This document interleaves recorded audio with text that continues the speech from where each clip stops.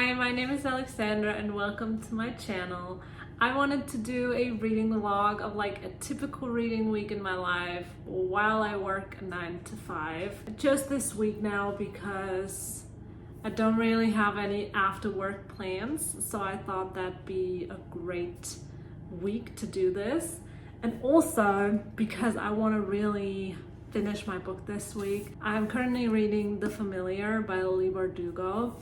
I've been reading this for a while, like really a while. I started it on audiobook, but I kind of couldn't follow along with the story after a while. I don't know why, but I just couldn't. But I did enjoy it. I did enjoy the first 20% that I listened to. So I thought, yeah, I'm gonna get this book and I want to read it. And then a bunch of other books came that I wanted to read more than this, like Sunrise on the Reaping. But now this week, I want to read it, I want to finish it. I'm not that far in.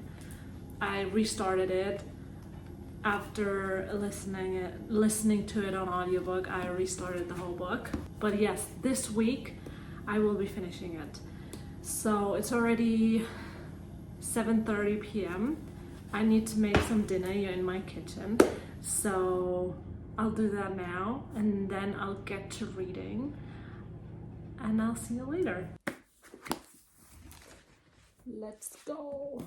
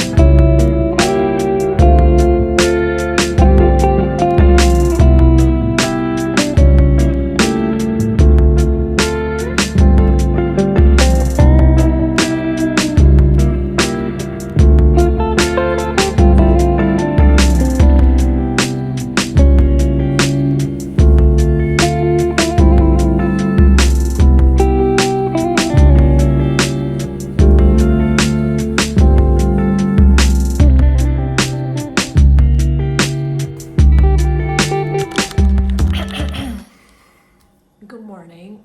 It's now Thursday, I think. I didn't talk to you for the last 2 days. On Tuesday, I didn't actually read anything. I was so tired, I don't know why. I think I just didn't sleep well. So I just, after work, went to sleep basically. And yesterday I did read quite a bit of my book. So I'm about 100 pages in now, and I feel I'm kind of getting into the story. The story is definitely already kicking off. So the book is about a girl called Lucia. She lives in Madrid. Lucia has these magical abilities that she can just like, I don't know, for example, at the beginning of the book, she burns bread and then she just like uses her magic to fix it. And she's a scullion, so a maid, I guess that is, in the house of this couple. Then one day when Lucia fixes the bread, so she doesn't want anybody to know that she has this kind of magic, but when she fixes the bread, the lady of the house, she notices it. And from then on, she kind of uses Lucia. So she forces her to perform little tricks for guests that she invites. And basically, the lady of the house, Valentina, she wants to just be part of higher society because now they're kind of, they're not part of higher society. And so she wants to become part of higher society. And for that to happen, she needs to be invited to these people's house. And so she invites them with the promise of these tricks to get an invite to their house and then to be and so on. But one day, one of the guests is kind of a spy from this guy called Victor de Paredes. I think that's how you say it. They're all Spanish. And Victor de Paredes is actually Lucia's aunt's lover. So her aunt is kind of the mistress of this Victor Paredes. He's a very powerful man, and he wants to take Lucia to a contest. The king's former secretary is looking for a champion. So basically some kind of person that has magical abilities that he can present to the king, if that makes sense. Because the king's former secretary, I forgot his name, so he fell out of favor from the king. So he wants to present the king with a champion. The thing is, Spain, I don't know the exact time that this is set at. I should have looked that up.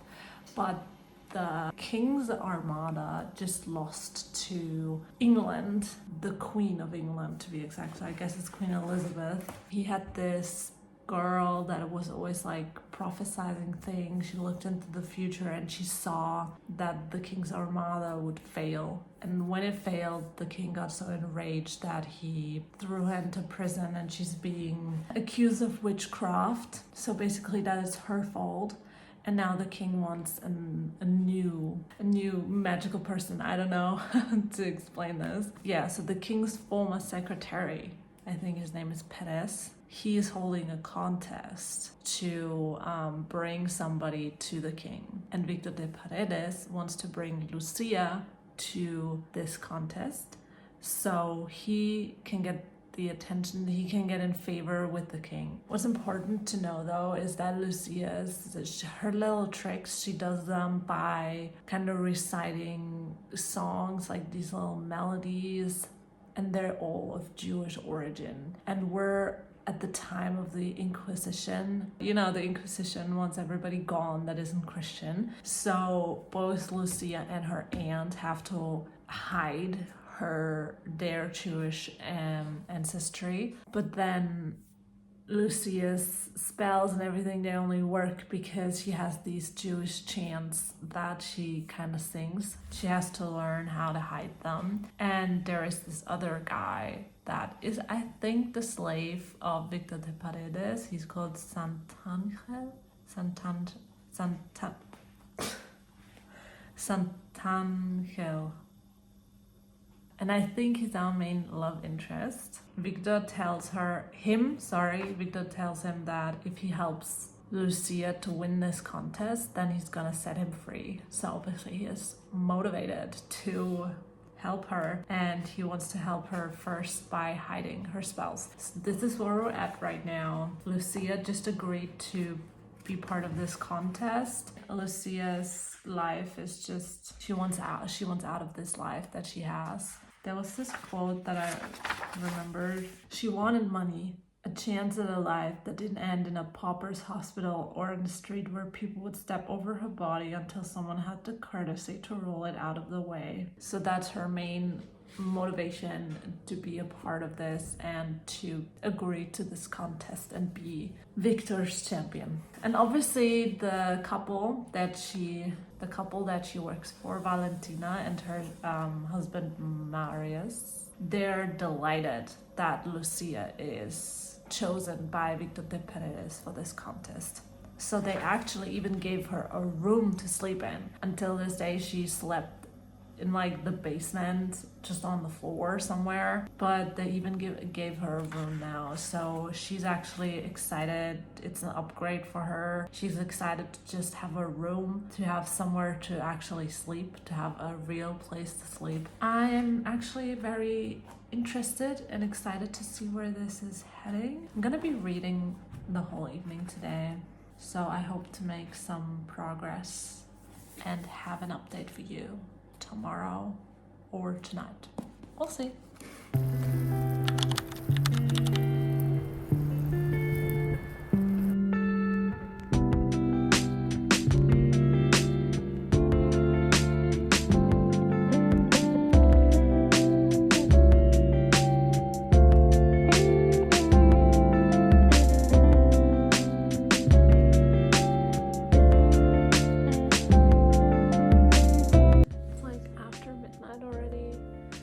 Kind of tired.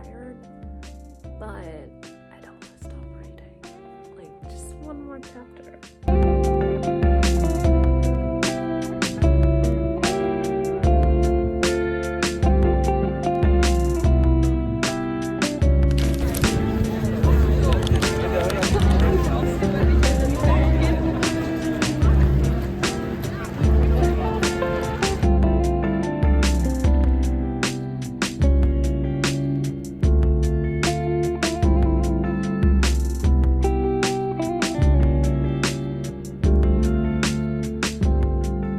This whole chapter was they have to make her look presentable for the king.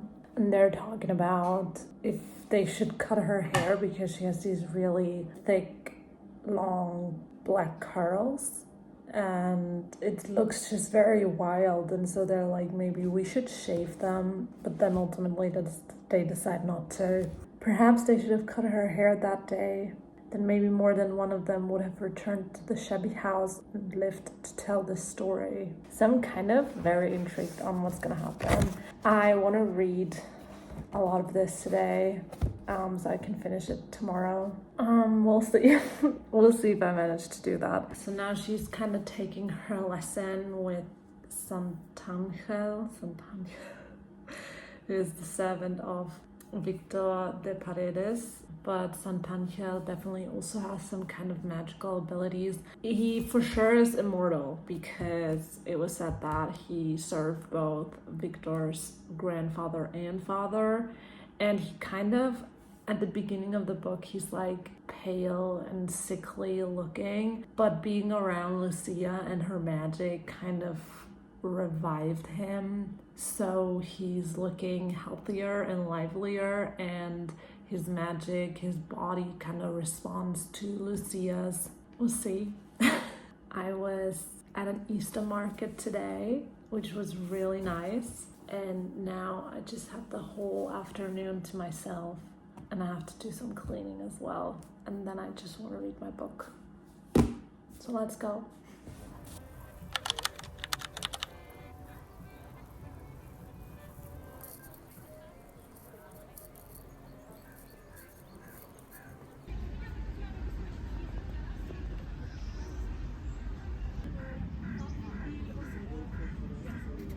I think I've now reached the part where I stopped listening to the audiobook. So they arrived at the tournament and everyone is like just showing their magical abilities. There are 3 other contestants at that contest. She suspects that one of them is a fraud, and then one of them is like a seer, and another one is like he just makes everyone fall in love with him by singing. All of them kind of just performed now, which was the first task to prove their magic. And then the second task, I forgot already. The second task was to show that they are pure, that they're good Christians, which is obviously a bit of a problem because Lucia is Jewish. She has to show that in her abilities are pure. And then the third task is to show her true power, to really show how much power she has, I think. So we have now completed task 1, and now we'll see how it goes.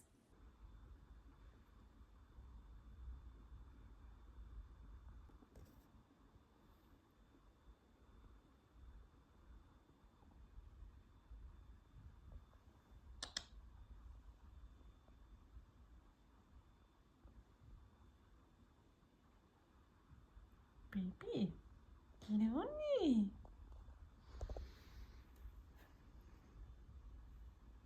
Am I like the only one that has like troubles to imagine clothes? So like right now it says the maid helped her dress in a rust-colored silk. The high-necked bodice ended in a gold lace ruff, and the sleeves were slashed and pinked to show the rose silk beneath. I have no idea how that looks like. I'm so bad at imagining clothes because what does that look like? Okay, it's already evening now. I have made significant progress. A lot has happened. A lot has happened, guys. I don't want to even spoil anything. I'm so interested how this goes and how it ends. Is this a standalone? Does anybody know if this is a standalone? I'm not sure right now, but I have about 150 pages left, I want to say. I can do this tonight. I really want to finish it tonight because I want to know how it ends and I want to finish it before I go into work again tomorrow. So wish me luck. I don't know if I'll report back tonight or tomorrow or another day, but I will finish this tonight. This also, I think, reads very well. It doesn't read like a typical Leigh Bardugo, if you ask me. It's very different. I read a lot of her books. I read the whole Shadow and Bone series, like everything. Also the sequels, and I read The Ninth House. And this feels very different, but I like it. So it's a couple of days later. I finished The Familiar by Leigh Bardugo. I just wanted to kind of conclude this video by sharing my thoughts on this book. I gave this book 5 stars. I just really enjoyed it. I read almost all of Leigh Bardugo's books, or I think I did. I read everything by her, and I think this has been her best written one. So I think although the Six of Crows duology also has very good writing, I think this just is even better. I really like the story and the setting of all of it. Like, it's a historical fantasy, I would say, and I really like the setting. You know, I love when there's like a contest or something in a book, you know, like in this one where she has to go to this contest and prove her powers. I just love that type of stuff in especially fantasy books. I also really like the main character, Lucia. A lot of the times I read books, especially like fantasy, where the main character has some sort of powers, and I don't know, I'm often so annoyed by them and their choices. But with Lucia, I thought she was very level-headed, maybe. She was very understandable, her choices and her actions. I also really like the ending, because I think the ending is not something I expected at all, or the way it all played out. It was really just satisfying. So yeah, that is just a 5-star for me, because I just had a good time reading it. And I'm glad I gave it a second chance after kind of DNFing the audiobook. I'm glad that I went back and read the physical one. So that is it for this vlog. If you watched until now, thank you so much, and I hope to see you in my next vlog. Bye!